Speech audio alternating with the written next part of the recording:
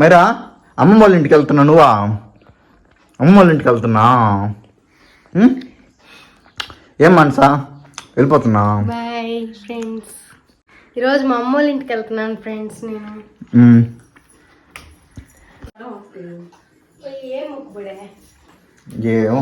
మొక్కుకున్నారా వీటన్నిటిని కుట్టించుకొని బ్యాగ్ ఇంకొంచెం పెద్దది చేసుకొని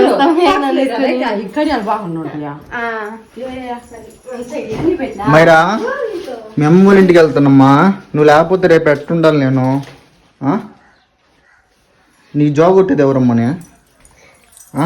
నీకు ఓం రీం బ్రుష్ అని చెప్పేది ఎవరు? మీరమ్మా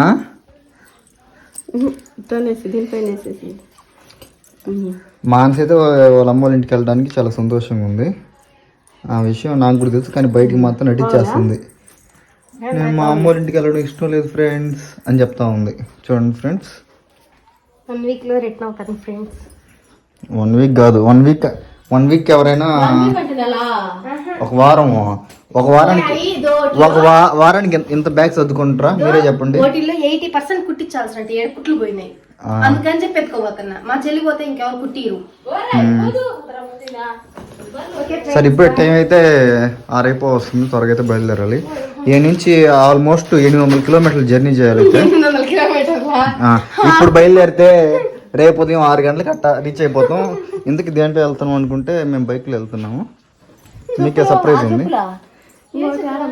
మైరా పాప్, అబ్బా మైరా పాప్ సాక్సులు చూడండి. ఇదే నీ డ్రెస్సా? కొండమంగళ డ్రెస్ ఒకటి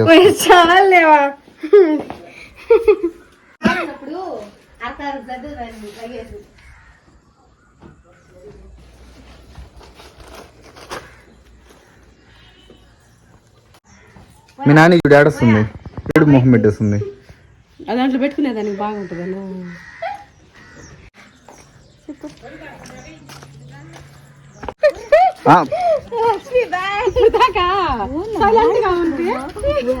బాయ్ చెప్పు అమ్మమ్మలు, బాయ్ చెప్పు, బాయ్ బాయ్ అమ్మమ్మలు, బాయ్ చెప్పు, బాయ్ చెప్పు, బాయ్ ఊరి పోతుంది, బాయ్. నెలకు సరిపోయి, నెల కాదు 4-5 నెలలకు సరిపోయింది.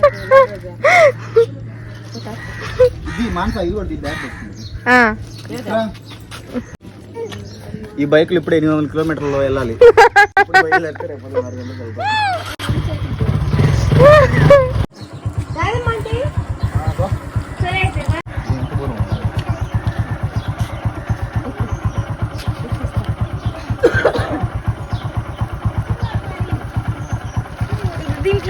దీంట్లోనే పెట్టిన గుడ్లు కూడా ఒక జత పెట్టిన.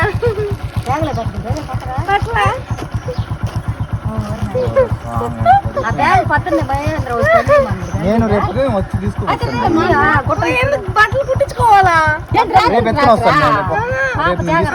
మీరు ఫ్రీగా పండి, రేపు ఎత్తుకొని వస్తారు కదా. చిటి పెట్టు, వద్దులే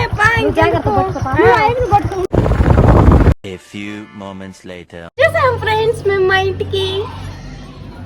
మైరా వద్దు, హాయ్ చెప్పు. హాయ్. ఇంట్లో పెడదాం ఫ్రెండ్స్.